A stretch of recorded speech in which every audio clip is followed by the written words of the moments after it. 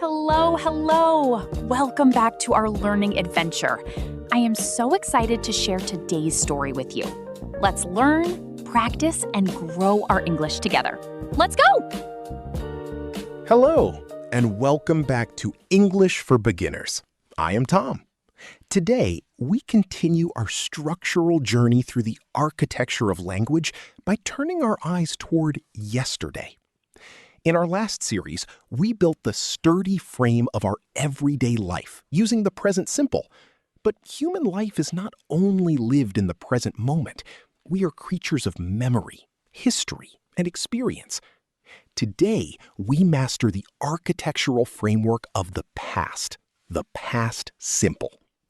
This is the tense you use to tell your stories, share your memories, and talk about the journey that brought you to where you are right now.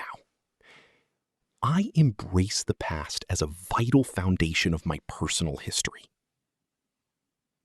I see yesterday's experiences as building blocks for my voice. I speak about what happened before with calm, reflective clarity. I use the past simple to anchor my personal story in English. Imagine walking through an ancient city where every stone has a story carved into its surface. These stones do not change.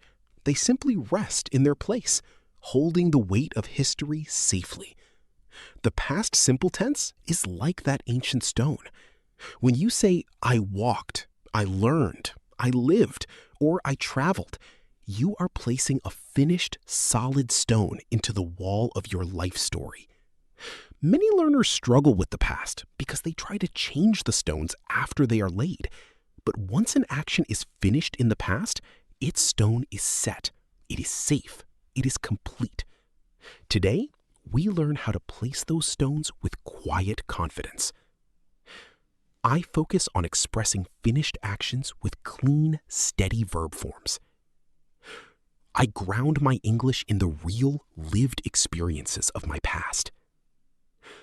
I appreciate the simple beauty of a finished narrative stone form. I let go of the pressure to change what is already done. I am mastering the fundamental architecture of human memory in English. Let us look closely at how the regular past simple works. When you want to talk about a completed action, you take the base verb and add that soft, satisfying suffix, ed. Hear the rhythm. I work becomes I worked. I learn becomes I learned. I listen becomes I listened. Practice this transition with me. Keep your voice steady. Let the past tense settle into your breath like an anchor hitting the seabed. I practiced yesterday. I studied last week. I lived through every challenge. I practiced saying, I started my journey with a single step. I practiced saying, I listened to the lesson yesterday. I practiced saying, I worked hard to build my future. I keep my regular past forms clean, clear, and steady. I use simple past actions to construct powerful life stories. I know what often happens when learners think about past tense verbs, especially regular and irregular forms mixed together. A voice inside whispers, "There are too many rules. I will forget the irregular words." That is the trap of academic pressure. We are not studying for a history exam. We are designing the architecture of our memories. If you forget an irregular form for a moment, do not panic. An architect doesn't tear down a wall because of one weathered brick. Say to yourself, my history matters. Every word I find helps me share my story with the world. I release all anxiety about remembering every single irregular verb instantly. I see my past mistakes as stepping stones, not stumbling blocks. I trust my brain to absorb natural patterns through calm repetition. I speak freely, knowing my foundation of memory is strong. I am the master of my own historical architecture. Your history defines the path you walked to get here, and the past simple tense is how you share that journey. As we finish part 1, think about 3 things you did yesterday. Now, turn them into English sentences. Say them aloud with a slow, deliberate cadence. I walked. I thought. I learned. You are not just conjugating a verb, you are giving voice to the person you were yesterday, honoring the growth that brought you to today. This is the starting point of true narrative freedom. I define my personal history with clear, intentional English. I celebrate the small, finished actions that brought me forward. I am proud of the historical consistency I am developing. I look forward to exploring irregular cornerstones next. I am ready to step into the next phase of our building process. In our first session, we laid the solid foundation of the past simple using regular actions and the soothing ed suffix. We placed our history into steady, reliable stones. Today, we take our architectural design into a fascinating new dimension, the shape of irregular truths. Life does not always follow a straight, predictable line, and neither does language. Some of the most important words in English refuse to take an ed.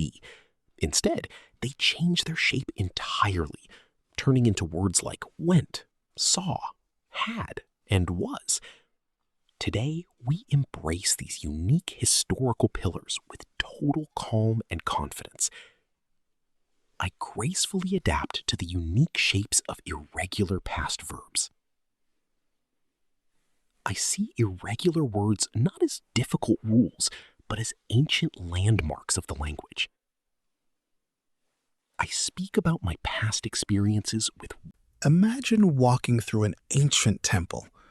Most of the walls are made of standard, uniform bricks, but right at the center, supporting the heaviest part of the roof, stand grand, uniquely carved marble pillars. They don't look like the other bricks, but they are essential. They hold up the entire structure. In English grammar, irregular verbs are those carved pillars. When you say, I go in the present, it changes completely to I went in the past. I see becomes I saw. I have becomes I had. They change their form because they carry deep, heavy historical weight. Once you learn to respect them, they give your English an undeniable beauty and strength. I recognize the vital importance of unique historical verb shapes. I let irregular past forms flow naturally from my breath. I construct stable sentences when talking about where I went and what I experienced. I find satisfaction in mastering the fine points of English historical architecture. I let go of rushing and focus on structural precision in my storytelling. Let us practice this shift together, slowly and deliberately. Hear the music in the transformation. I go to the city. Now shift into the past. Yesterday, I went to the city. I see a beautiful morning. Now shift. Yesterday, I saw a beautiful morning. I have a quiet moment. Now shift. Yesterday, I had a quiet moment. I am calm. Now shift. Yesterday, I was calm. Notice how your mouth molds these classic shapes effortlessly when you don't rush. Let us repeat them calmly. I went. I saw. I had. I was. I practice saying, yesterday I went on a wonderful journey. I practice saying, I saw the beauty in everyday life. I practice saying, I had a peaceful and productive day. I practice saying, I was strong through every challenge. I master the delicate music of irregular historical. Many learners stress immensely over lists of irregular verbs. They memorize hundreds of words in a panic, terrified of mixing up the past forms. They freeze up mid-sentence, searching their memory for a hidden rule. Let us dismantle that anxiety right now. An architect does not reject a carved marble pillar just because it looks different from the surrounding wall. Native speakers use these irregular verbs instinctively because of rhythm, not because of a test. Say to yourself, I am absorbing these patterns through calm listening and repetition. Every time I use went or saw, it becomes a natural part of my voice. I release the paralyzing fear of forgetting irregular verb charts. I treat my vocabulary learning as a natural absorption of patterns. I speak with flowing rhythm rather than mechanical tension. I trust my brain to remember essential historical forms naturally. I am relaxed, capable, and completely in control of my story. When you master irregular past verbs, your storytelling comes alive. You stop using plain, repetitive structures, and you start painting vivid pictures of what you experienced. You describe where you went, what you saw, and how you felt. You translate your memories into clean, structured English sentences. As we finish part 2, take a moment to think of somewhere you went last week or something you saw and describe it aloud using those classic historical pillars. I use English to paint vivid pictures of my past experiences. I celebrate my growing ability to narrate my personal history fluently. I am building a rich, historically deep linguistic architecture. I look forward to exploring how we turn these past statements into historical questions next. I am ready for the next phase of our journey through time. In our first 2 sessions, we laid the solid foundation of regular actions with ed and hoisted the grand, carved pillars of our irregular truths like went, saw, had, and was. We learned how to make solid statements about our history. But human connection is never just about talking to ourselves. It is about reaching out across time to connect with others. Today, we open the doorways of curiosity. We build the architecture of past inquiry, learning how to ask questions about yesterday using the steady auxiliary guide, did. I open pathways of communication by asking clear questions about the past. I see the word did as an architectural gatekeeper of historical inquiry. I bridge the distance between myself and others through curious conversation. I invite dialogue about yesterday with calm, inviting clarity. Imagine designing a grand estate. A beautiful wall keeps the structure safe, but without gates, no one can enter, and no new ideas can flow inside. In the architecture of English, questions are our entry gates. When we talk about the present, we use do and does to unlock the conversation. But when we step back into the world of yesterday, our gatekeeper changes its name and its uniform. It becomes did. When you place did at the beginning of a sentence, you are gently opening a historical gate. You're inviting someone into your memory or stepping gracefully into theirs. Did you go? Did you see? Did you have a good day? Notice how the main verb that follows stays calm and unchanged, resting comfortably in its base form, because did carries the heavy historical weight for it. I understand the precise function of did as a marker of past inquiry. I keep my main action verbs calm and base form after my inquiry gates. I bridge gaps in understanding by asking thoughtful questions. I appreciate the elegant simplicity of past tense auxiliary mechanics. I build interactive bridges of communication effortlessly. Let us practice building these inquiry gates together with a steady and relaxed rhythm. Hear how the structure shifts when we ask a question. You worked yesterday. Now turn it into an open gate. Did you work yesterday? You learned a new skill. Turn it into a gate. Did you learn a new skill? You went to a new place. Turn it into a gate. Did you go to a new place? Notice how did steps to the front, holding the past tense cleanly while the main verb rests. Repeat these phrases aloud with me, keeping your voice grounded. Did you start? Did you finish? Did you enjoy? I practice asking, did you start your morning with a clear mind? I practice asking, did you listen to the quiet moments yesterday? I practice asking, did you find value in your daily journey? I practice asking, did you build something meaningful last week? I maintain clean, effortless grammar patterns through calm repetition. When many learners try to form past questions, a wave of confusion hits them. They wonder, do I use did or was or had? Does the main verb change back to the past or stay normal? They freeze because they are trying to solve a math equation instead of building a conversation.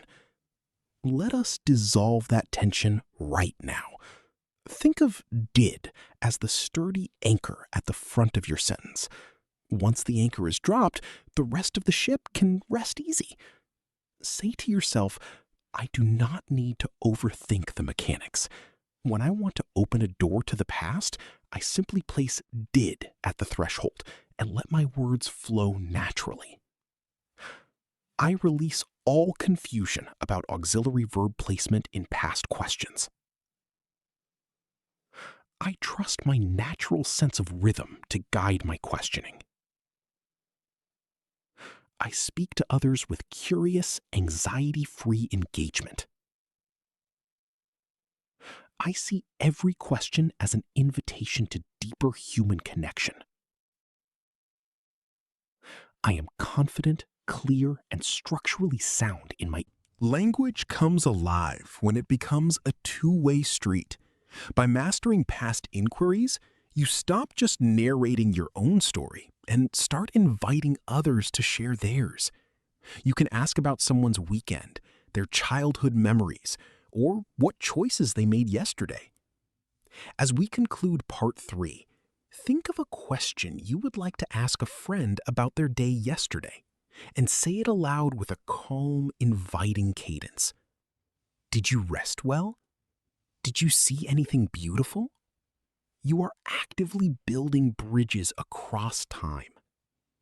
I use past inquiries to build meaningful human connections. I celebrate my ability to engage others in fluent English dialogue.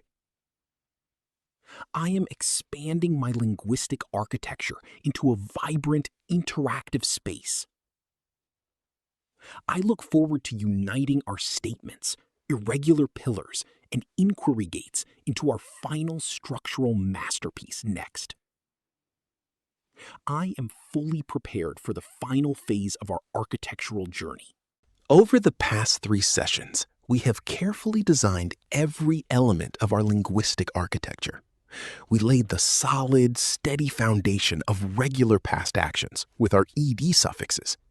We hoisted the grand, carved marble pillars of our irregular truths, like went, saw, had, and was. And we opened the welcoming, interactive doorways of past inquiry, using our auxiliary gatekeeper, did. Today, we bring all these pieces together. We unite statements, irregular forms, and questions into the complete structure, a harmonious, fully realized architectural masterpiece of the past simple tense. I unite every element of the past tense into a single cohesive structure. I see my English fluency as a completed, beautifully balanced architectural home. I speak about yesterday with total confidence, flow, and structural harmony. I honor the journey that brought my language skills to this moment of mastery. Imagine stepping back to look at a completed architectural estate. The outer walls are secure and straight, holding the weight of everyday habits. The grand interior pillars stand strong, bearing the unique history of the rooms. And the doorways and gates stand wide open, inviting friends and ideas to flow freely between the inside and the outside. The past simple tense functions in the exact same way. When you can seamlessly move from stating a fact, "I learned English," to describing a unique memory, "I went to a new place," to asking an engaging question, "Did you see the change?" You are no longer just practicing grammar. You are living inside a fully constructed, functional home of language.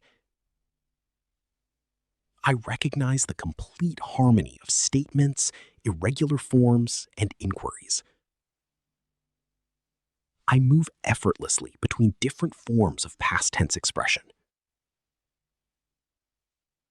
I hold the entire blueprint of the past simple clearly in my mind. I appreciate the balance and strength of my growing English voice. I let go of fragmented learning and embrace total structural mastery. Let us practice bringing these three structural elements together in a smooth, rhythmic flow. Listen to how they harmonize when spoken with calm intent. First, a regular statement. I worked hard yesterday. Second, an irregular truth. I went to a quiet place. Third, a past inquiry. Did you find peace there? Hear how they lock together like interlocking stones in a masterpiece wall. Let us repeat this complete sequence together, maintaining a steady, relaxed breath. I practice saying, I learned a valuable lesson. I saw a new path. Did you walk down it with me? I practice saying, I started my journey. I had a clear vision. Did you build your foundation too? I practice saying, I listened to my inner voice. I was calm and steady. Did you feel the quiet strength? I maintain absolute grace and control as I switch between past structures. I speak English with the poise and confidence of a master builder. It is common to look back and realize how far you have come. You might remember when past tense verbs felt like a chaotic maze of rules, exceptions, and hidden traps. But look at where you stand now. You did not conquer the language through frantic memorization. You built it piece by piece, calm thought by calm thought, stone by architectural stone. Say to yourself, I am no longer a visitor in English. I am the architect of my own fluency. My past is clear, my present is stable, and my voice is entirely my own. I release all lingering doubts about my ability to speak fluently and naturally. I celebrate the transformation of my mindset from anxious learner to calm builder. I trust my voice to carry my personal history across any cultural bridge. I am proud of the structural masterpiece I have constructed in English. Remember that grammar is never an end in itself. It is the vehicle for your human experience. Every time you use the past simple, you are giving life to your memories, connecting with other human beings, and anchoring your unique story in the global language of English. Take a final deep breath. feel the solid ground beneath your feet and carry this structural calm into every conversation you build from this day forward. I use my English voice to share my authentic human story with the world. I honor every lesson, every repetition, and every breakthrough on my path. I am completely prepared for the next grand chapter of our architectural journey. I step forward with calm, unshakable linguistic confidence. If you had fun learning with me, make sure to hit that subscribe button and turn on the bell so we can keep practicing together. And hey, don't leave me hanging. Drop your answers in the comments below. I can't wait to read them. Thanks so much for hanging out with me, and I'll see you in the next video. Bye for now.